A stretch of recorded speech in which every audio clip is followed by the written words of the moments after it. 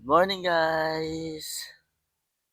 Good morning po sa lahat. Ngayon ay kakagising ko lang. Nandito ako ngayon sa likod bahay namin dahil nakita ko yung tatay ko na nag-iipon ng mga dahon-dahon para magsunog. Pero meron na siyang nasunog guys na mga may mga basura na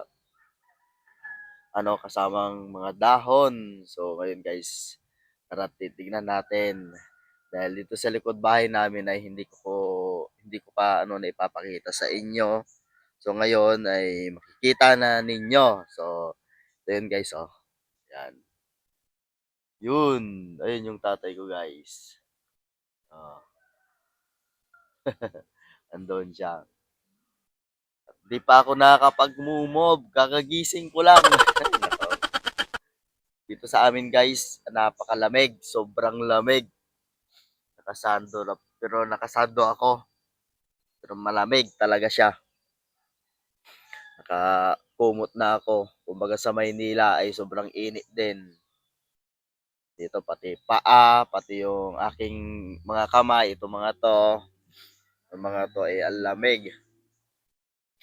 At ako, wala nang tigil. Simula na dumating ako dito, barado yung isang butas ng aking ilong kasi napakalamig talaga guys. Kahit na mataas yung araw dito, kahit na tanghaling tapat, siya, malamig pa rin. Kaya sabi ko, the little bagyo itong sa amin. So, iba. Ito din guys yung ayan yung kulungan ng aming kambing. Diyan sila nilalagay. Ano naman, pero meron isang kambing dito guys, naawa ko sa kanya. Kasi nga, bata pa lang. Hindi ko alam kung bakit hindi siya makatayo. Hindi niya na maitukod yung dalawang paa niya sa harapan niya. Gawa ng siguro sa sobrang lamig. Hindi niya na nakayanan. So, ayun guys, so kung nakikita nyo yung nandun sa sa may paanan ng mangga, yun yung kambing na yun. Bata pa lang siya. Naawa ako sa kanya. Wala naman akong magawa.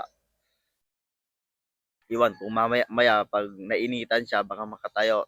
O dahil sa gawa lang ng lamig, kaya ganyan. Yan po, excuse me po. Ito po yung aming CR. Ito po yung likod bahay namin. So, malawak pa dyan sa likod. Puro, puno.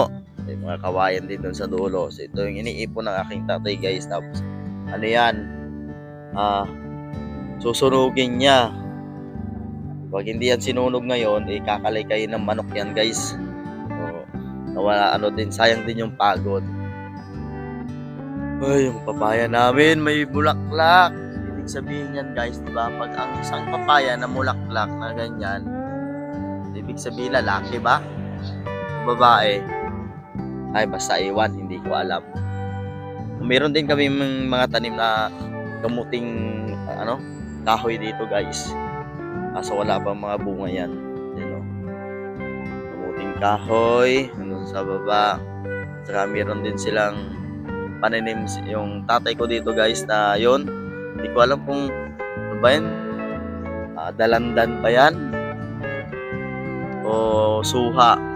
Meron pa dito sa kabila guys, oh. Hindi ko alam kung suha din yan. So, yung suha namin dito guys, ay wala na yung ng suha na nandyan. O wala na. Dati meron dyan eh. Yan banda dyan guys, oh. Wala na. Oh, dito naman tayo. Rico. Sakit. Sakit. Ano nangyari sa pako? Nasipa ko kasi yan guys. Ito, nasipa ko. Masakit. Hindi ko nakita.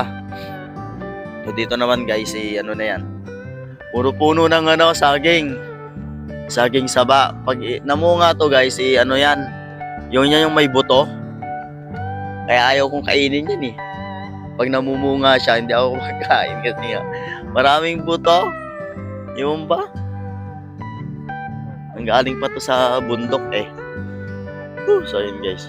Mga iniipon ng tatay ko. Susunugin niya to ngayon. So, ito mga nandito. Yung mga yan.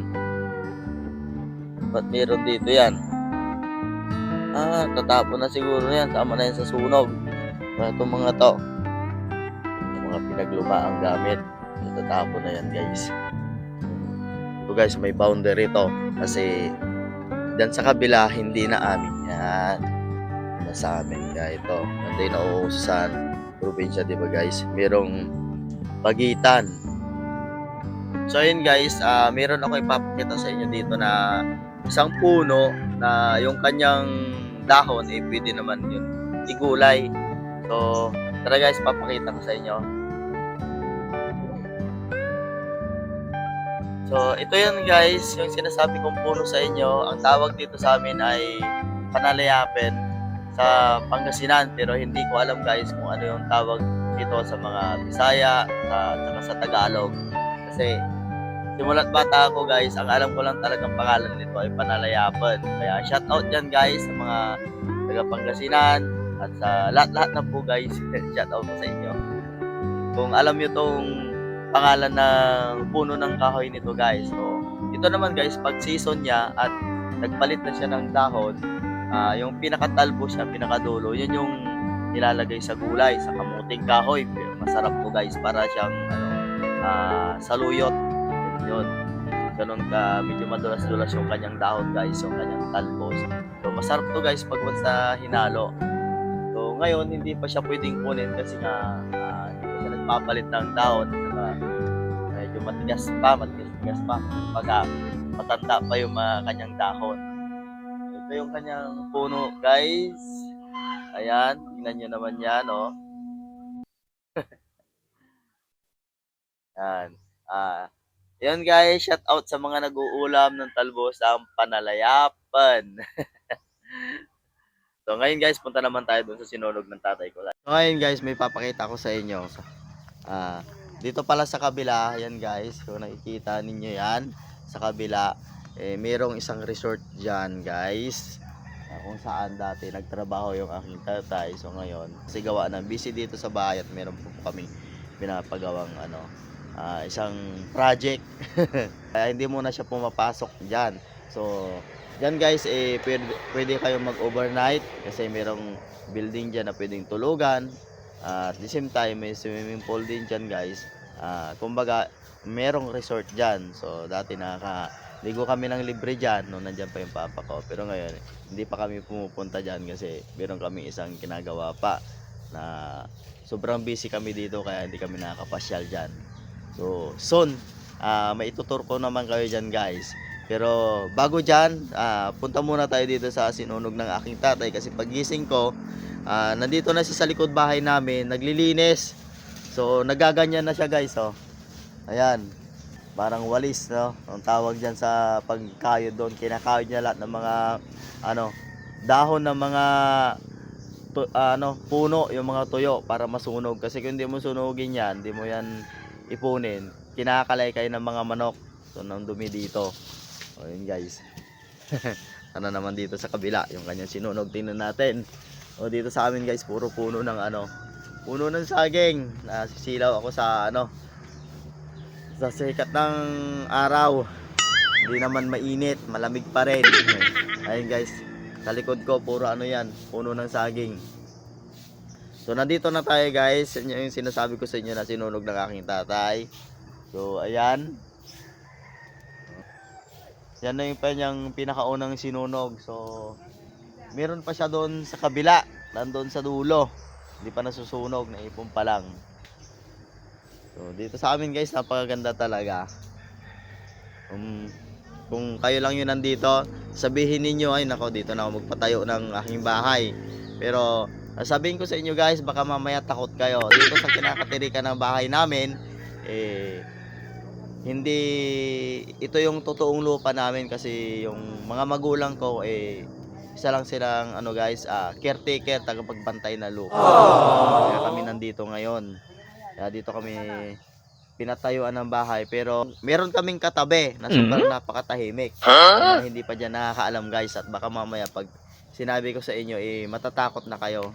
Uy, sarap pala dito guys, kasi mainit, wala yung lamig. So hanggang ngayon guys, yung mga kamay ko halos di ko pa maganon-ganon, parang nanunuot yung sakit. Ano niya, lang kahapon naghakot kami ng hollow block. Ilan yung nahakot namin? 200 pieces. Ilan kami? 3. Sensya na guys sa mukha ko, bagong gising lang. So yun nga guys, balik tayo sa sinasabi ko na meron kaming katabi dito. So yun guys, papakita ko sa inyo. Ayun kung nakikita nyo yung dulo doon, yan. Sa unang vlog ko siguro yung iba nakita na, pero yung mga bago-bago pa lang hindi pa alam. So dito sa tinitira namin guys, malapit kami sa sementeryo. Katapat lang ng bahay namin guys. Ayan o.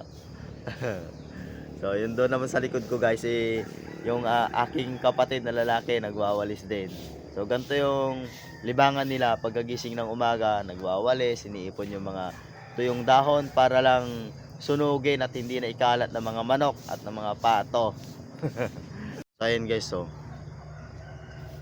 yan yung palibot ng aming bahay. So yung naglalakad naman doon sa dulo guys, yung kapatid kong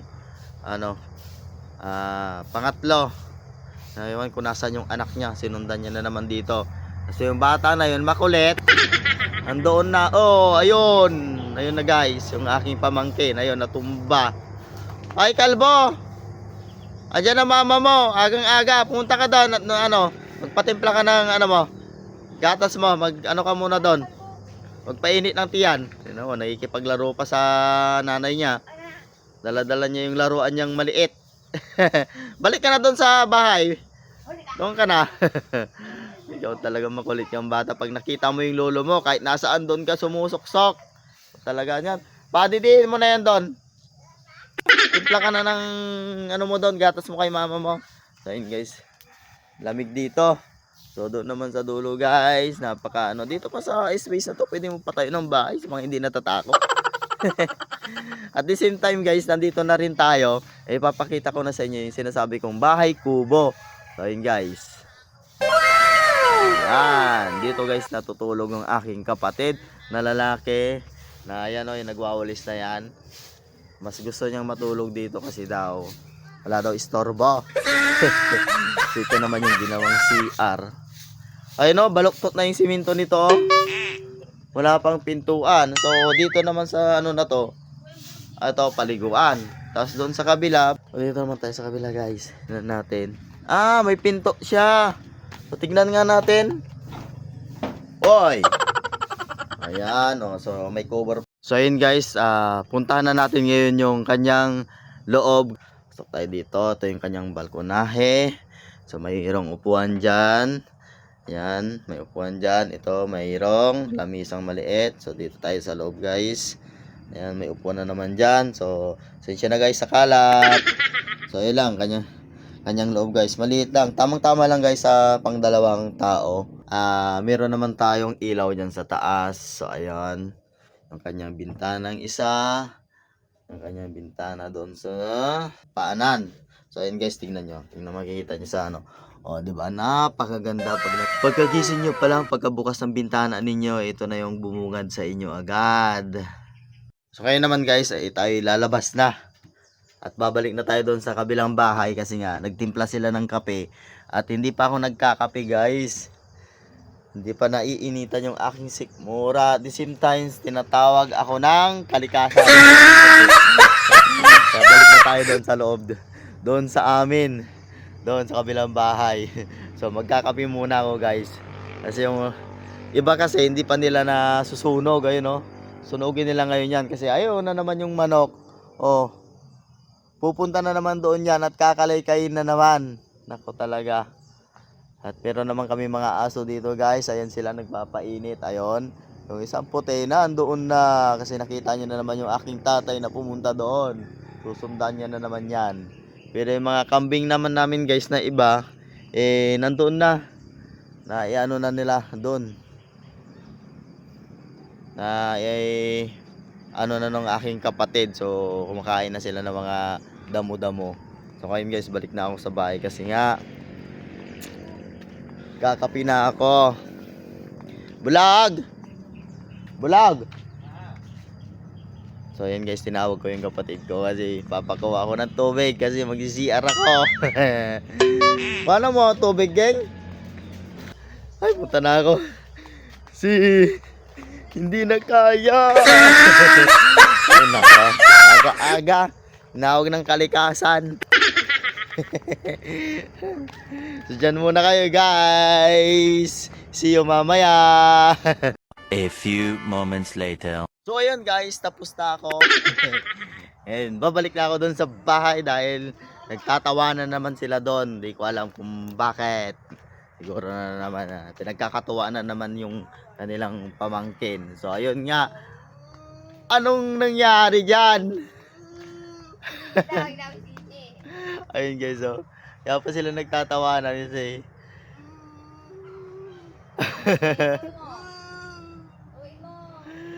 kaya pala sila nagtatawanan guys, kaya pinagkakatawanan naman yung aking pamangkin na makulit. Ayan o, ayan na siya o. Oh, pupunta na naman siya dito. Sige, mamaya nadapa ka na naman dyan.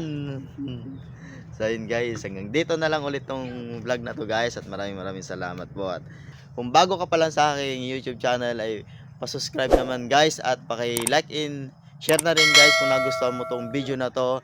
At syempre guys, paki-click na rin ang notification bell button para lagi po kayong updated sa mga video na aking i-upload. So bye bye guys, maraming salamat po at good morning po sa lahat. Bye bye. Napaka ano talaga no, aliwalas ang paligid. Ayan, makikita mo pagdating ng umaga agad. Oh. Oh. Yan. Ang ganda ng paligid, di ba guys? Oh. Ganda ng paligid.